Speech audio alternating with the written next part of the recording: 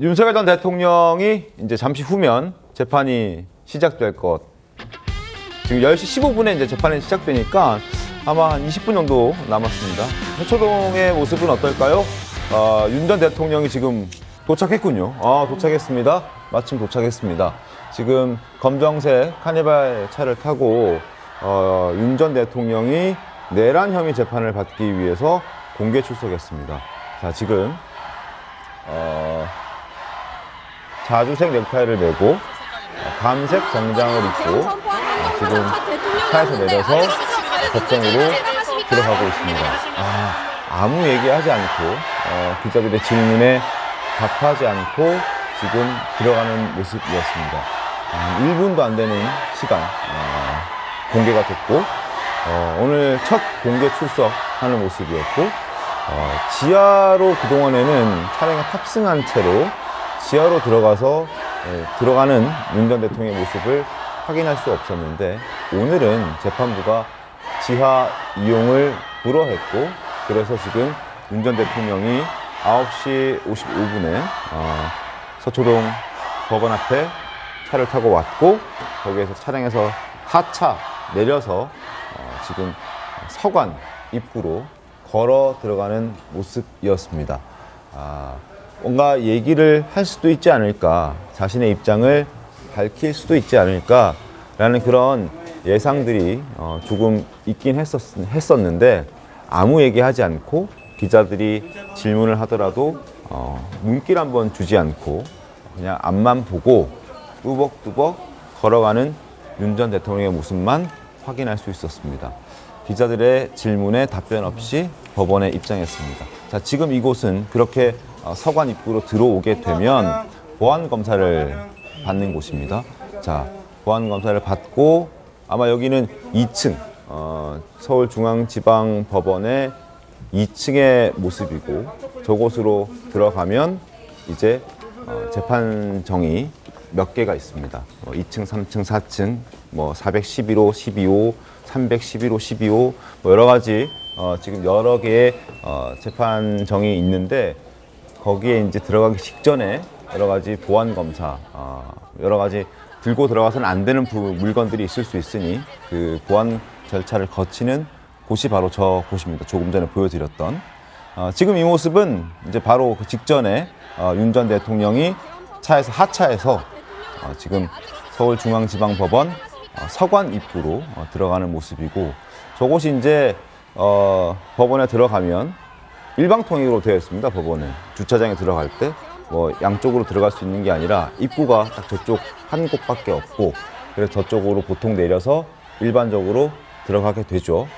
지금 그 모습을 지금 보고 계시고 주변에도 많은 취재진들과 또 지지자들 모여서 또 혹시 모를 충돌을 대비해서 경찰 경력들도 많이 준비를 하고 있는 모습 지금 확인할 수 있었습니다. 자, 지금 여기 다시 보여드립니다. 2층의 모습입니다. 저렇게 검사를 하고 혹시 이제 방청권을 부여받은 방청객들도 있을 수 있습니다.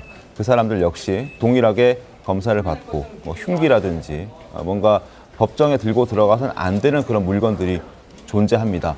그런 것들을 가려내기 위한 방법이고 흔히들 인천공항공사 인천공항에 통과할 때 이제 검사하는 것과 크게 다르진 않습니다. 지금 보여드리는 모습은 지난 공판 때 입장하는 모습. 첫 번째 공판 기일 때 이게 신청이 늦어지는 바람에 윤 전 대통령의 법정에서의 모습을 공개하지 않았죠. 그리고 두 번째 기일 때 이제 공개를 했습니다.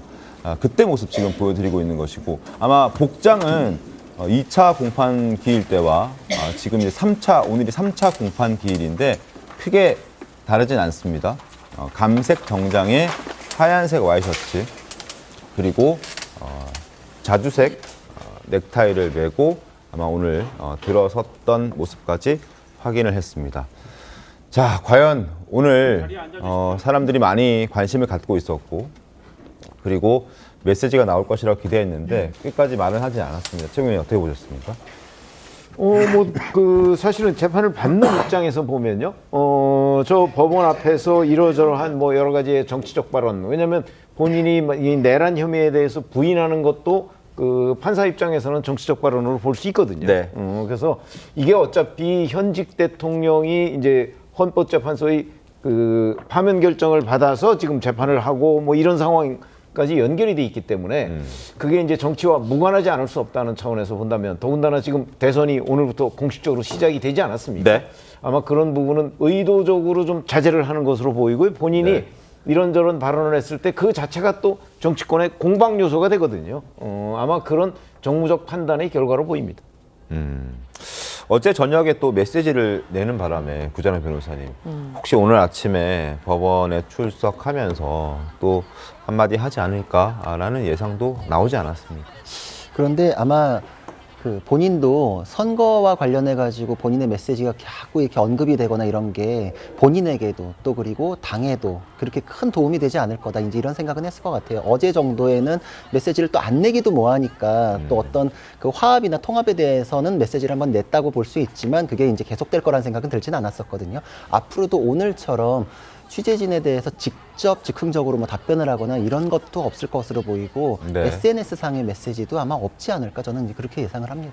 앞으로 SNS에서도 어떤 입장이나 메시지 내는 것은 자제하지 않을까, 이런 생각을 지금 하시는 거고, 저렇게 앞으로 근데 쭉 저런 식으로 공개적으로 걸어서 법원에 출석하게 되는 겁니까, 앞으로는? 예, 그렇습니다. 왜냐하면 저거는 사실 그 법정이 공개되는 것하고 또 이제 지하를 이용하는 건 좀 다른 면이 있거든요. 네. 그래서 이제 재판에 대해서 촬영을 허용하는 거, 이거는 이제 그 재판 공개나 초상권이나 이런 차원에서 하는 것이고, 지하 통로를 이용하는 거는 이제 법원의 방호 차원입니다. 그래서 그때 당시에는 집회나 시위가 굉장히 많았기 때문에 충돌 우려로 인한 안전사고 이런 걸 고려해가지고 처음에 지하차도를 이제 이용하게 했던 것인데, 지금 오늘 별다른 충돌이 없다면 앞으로도 이제 저런 식으로 진행하게 될 것으로 이렇게 예상이 됩니다. 그렇군요. 이제 완전히 자연인, 일반인의 대우를 받게 되는 그런 상황으로 봐야 되는 거겠네요. 그렇죠. 법원에서는.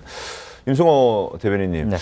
이제 뭐 오늘 법정에서 벌어질 일들은 뭐 여러 가지로 이제 앞으로 상황을 좀 지켜봐야겠습니다만, 지상 출입 이제 앞으로 저렇게 될 것 같고, 지하 출입은 이제 앞으로는 없을 것 같다고 지금 구자남 변호사께서도 말씀해 주셨습니다. 그리고 메시지도 앞으로 자제할 것이다라는 얘기도 해주셨는데, 같은 의견이실까요? 메시지를 자제할 수밖에 없을 겁니다. 윤석열 대통령이 현직에 있을 때는 자신의 무소불위 권력에 어쨌든 순종하는 국민의힘 의원들을 보면서 자신이 네. 만약 계엄을 한 이후에 탄핵을 당하더라도 그 권력이 유지됐을 거라고 생각했을 수도 있을 것 같습니다. 정치 초보시고 굉장히 빠른 시일 내에 최고 권력을 잡으신 분이기 때문에 그렇게 네. 생각하실 수 있지만, 아마 탄핵 선고가 있음과 동시에 국민의힘 의원들은 윤석열 전 대통령의 연락에 그렇게 응하지 않았을 겁니다. 네.